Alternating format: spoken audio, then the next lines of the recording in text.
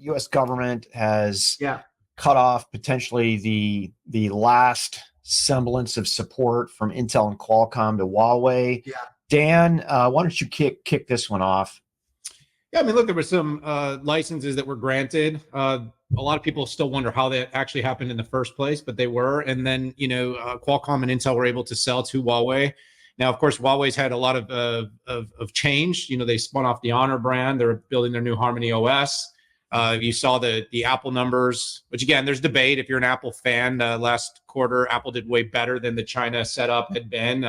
If you're harder on Apple, you're saying that the world is falling and China is ending. Tim Cook's flying over there, but the net of it is that there's some long tail stuff that impacts Qualcomm on the 4G side. If they can't sell these any longer, there could be an opportunity for MediaTek. Intel, of course, impacted by Huawei, and this is another microaggression as I see it. This isn't on the end of the scale of selling the advanced AI stuff. So all the kind of the walls that are going up between us and China has to do with leading the arms race globally to be the most advanced and most capable in delivering these AI. This to me is odd. It doesn't actually fit within that. It fits more within these kind of consistent, we're going to jab at you, you're going to jab back at us, and it's going to create pain for your companies. We're going to try to create a little pain for your, back and forth, Pat. Stacey, I'd love to hear your take on it, but that's my feeling of what's happening here. To be fair, these licenses apparently were up for renewal in Q3 anyways, and I don't think that I think it was going to go. I don't think any of these companies was expecting a renewal. Qualcomm had already said that Huawei was going to be out of the model by the end of the calendar year. Yeah. And that was two issues. One of them could have been the license. The other is, part of the reason that Qualcomm's revenues are falling off, Huawei's doing their own internally manufactured 5G chips now at SMIC. The 4G portfolio is transitioning to 5G, so it's going away anyways. But I think it was. I don't know that it's necessarily. I mean, it's petty to do it one quarter early, but I think it was going to happen anyways. We sized this for both companies. It's not that big. Qualcomm had already said it was going away.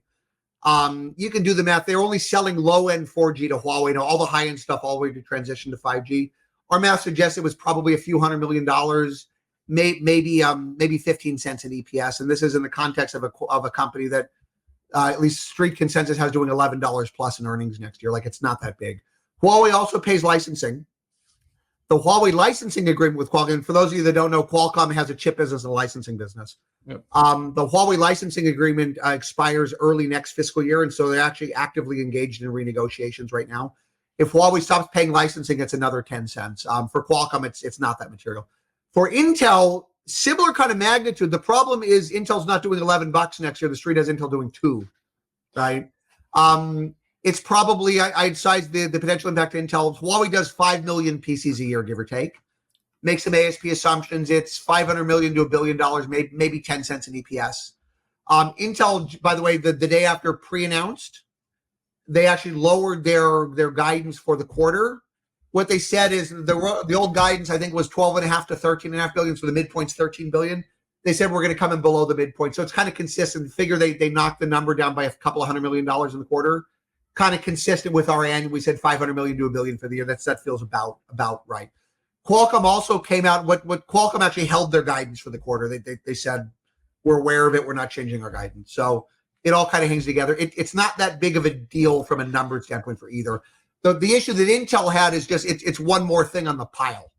Yeah, a whole lot of nothing here. What I've just to close this one out, I found it interesting that Xeon wasn't part of the conversation here because Huawei has a very sizable infrastructure business where they ship a lot of these into Chinese carriers, Middle Eastern carriers, Southeast Asia. That may have already been shut down by the way. I don't know that they're selling that stuff anymore. Most of the other guys that were selling infrastructure chips to like for example like Xilinx or Altera, Intel owns Altera, AMD that got shut down several years ago.